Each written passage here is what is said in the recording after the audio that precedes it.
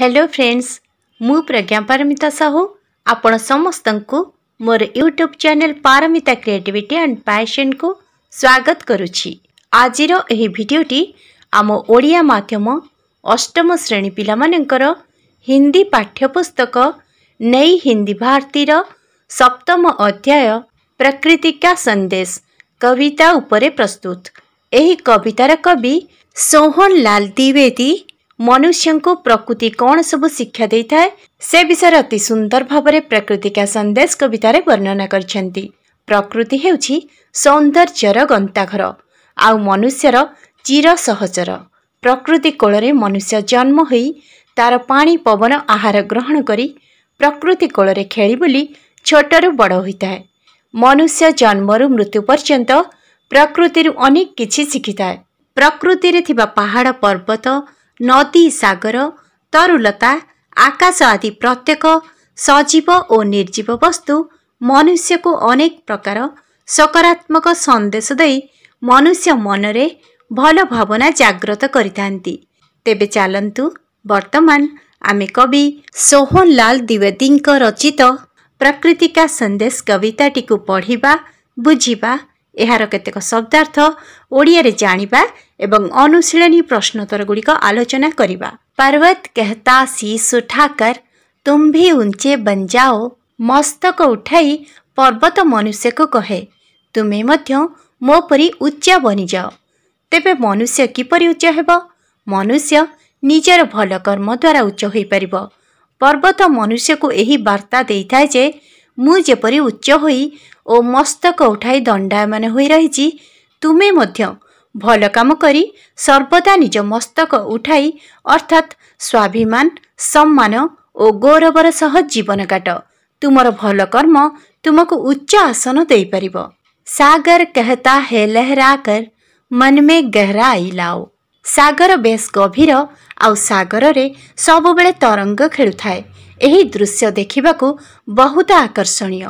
सागर तरंगायित होई मनुष्य को कहे मो परी तुमे मध्य मनरे गभीरता आण अर्थात मनरे सर्वदा भल भावना और सकारात्मक विचार रख। पृथ्वी कहती धैर्य न छोड़ो कितना ही हो सिर पर भार।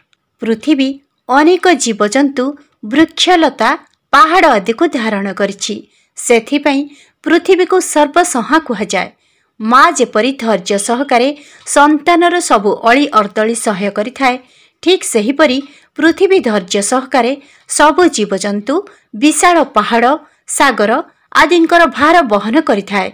तेणु मनुष्य को पृथ्वी एही संदेश दिए जे जीवन रे जेते दुख कष्ट विपद समस्या आदिर भार तुमको बहन करबाको पड़ुना काहेकि तुमे मो परी धैर्य सहकारे से सबु भार बहन कर। केबे हेले धैर्य छाड़ नहीं। नभ कहता है फैलो इतना ढक लो तुम सारा संसार।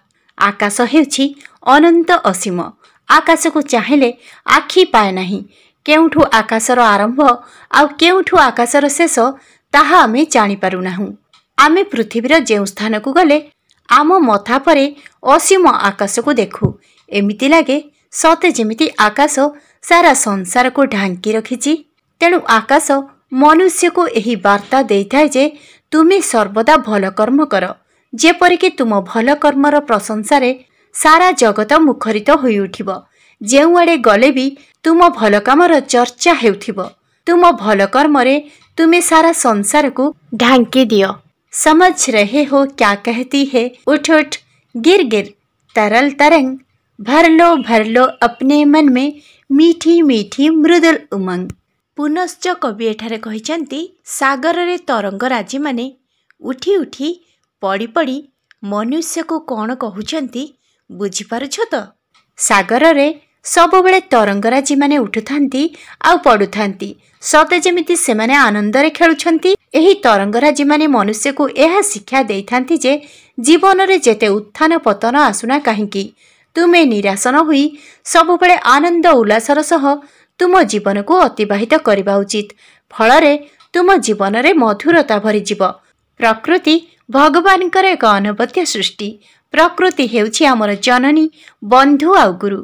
प्रकृति आमको अनेक किछि शिक्षा देइथाय जहाँ आमको जीवन रे आग को बढ़िबारे सहायक होइताए। वर्तमान आमे प्रकृति का संदेश कविता रे थिबा केतक हिंदी शब्दर अर्थ ओडिया रे जानिबा।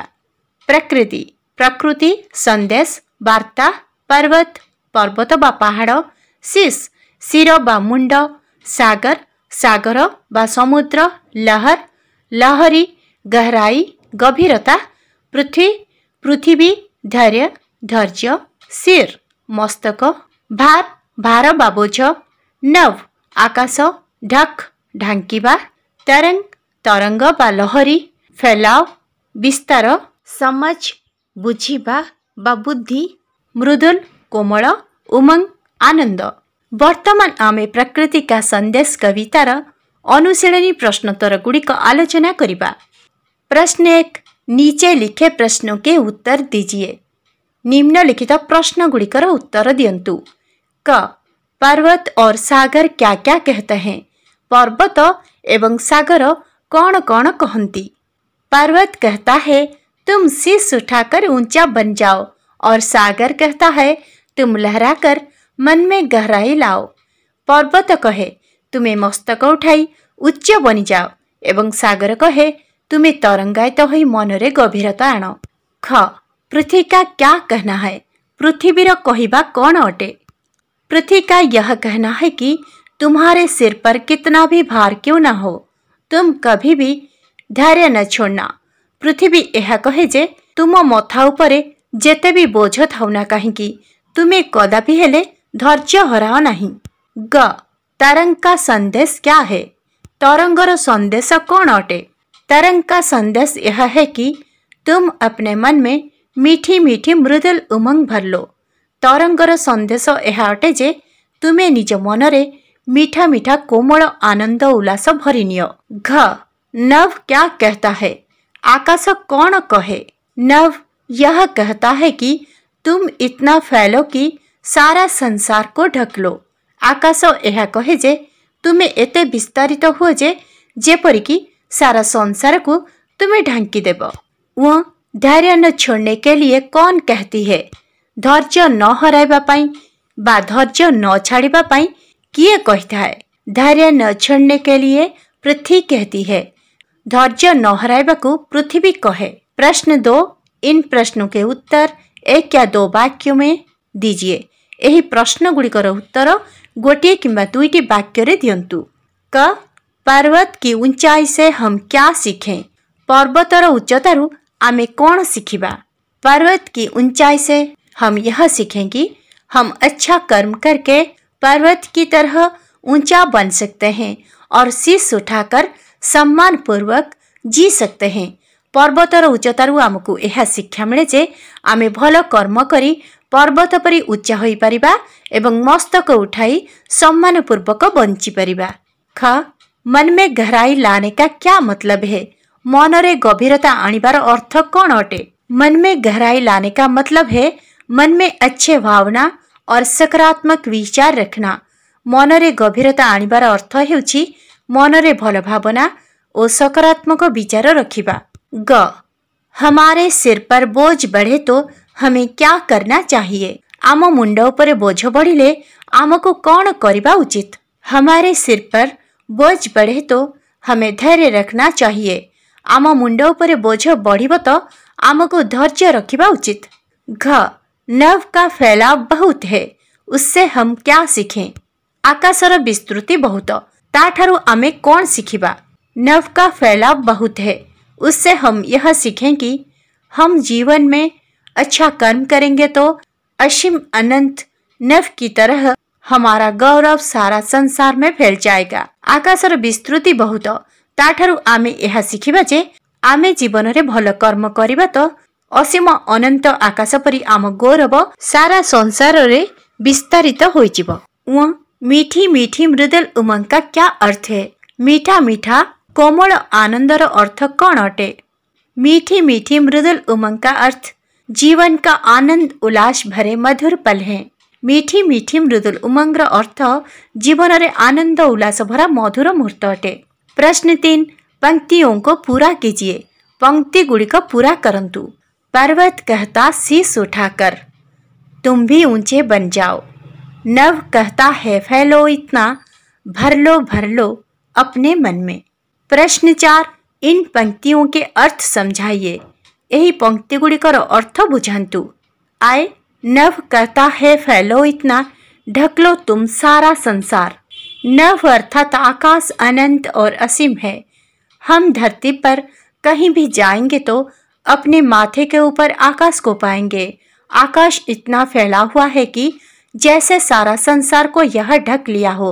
इसलिए नभ हमें यह कहता है कि तुम जीवन में अच्छा कर्म करके सारा संसार में अपना गौरव फैला दो और अपने गौरव से सारे संसार को ढक लो।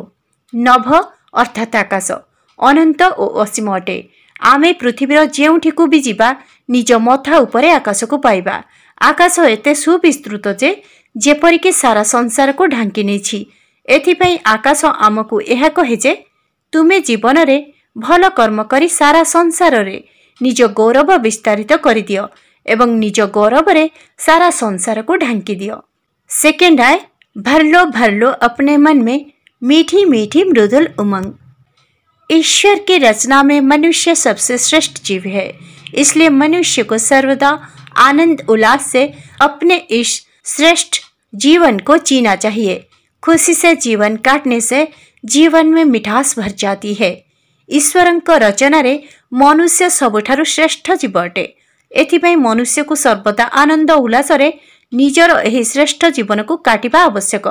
खुशी रे जीवन अतिबाहित करने द्वारा जीवन रे मधुरता भरी जाए। प्रश्न 5, क स्तंभ के शब्दों के साथ ख स्तंभ के शब्दों को जोड़िए। क स्तंभर शब्द गुड़िक सहित ख स्तंभर शब्द गुड़िक जोड़न्तु। पृथ्वी, धैर्य, पर्वत, ऊंचाई, सागर, गहराई, तरंग, उमंग, आकाश, विस्तार। भाषा कार्य। प्रश्न 1, पर्यायवाची शब्द लिखिए। सामान्य अर्थबोधक शब्द लिखन्तु। पर्वत, पहाड़, नभ, आकाश, संसार, जगत, मृदुल, कोमल, पृथ्वी, धरती, सिर, मस्तक, सागर, पारावार, तरंग, लहर। प्रश्न 2, विपरीतार्थक शब्द लिखिए। विपरीत अर्थबोधक शब्द लिखन्तु। उठाना, गिराना, मृदुल, कठोर, गहरा, छिछला, धैर्य, अधैर्य, ढकना, उघाड़ना, समझ, अज्ञान। प्रश्न 3, इन शब्दों को लगाकर वाक्य बनाइए। यही शब्द गुड़ी को व्यवहार करी वाक्य बनान्तु। लहर, हमारे भारतवर्ष को स्वाधीन करने के लिए सारे देश में क्रांति की लहर आई थी। सारा, हमारा सारा हिंदुस्तान विश्व में न्यारा है। भार, सिर पर कितना भी भार क्यों न हो, हमें धैर्य नहीं छोड़ना चाहिए। तरंग, सागर में हर वक्त तरंग उठती है। उमंग, मन में उमंग भर लो।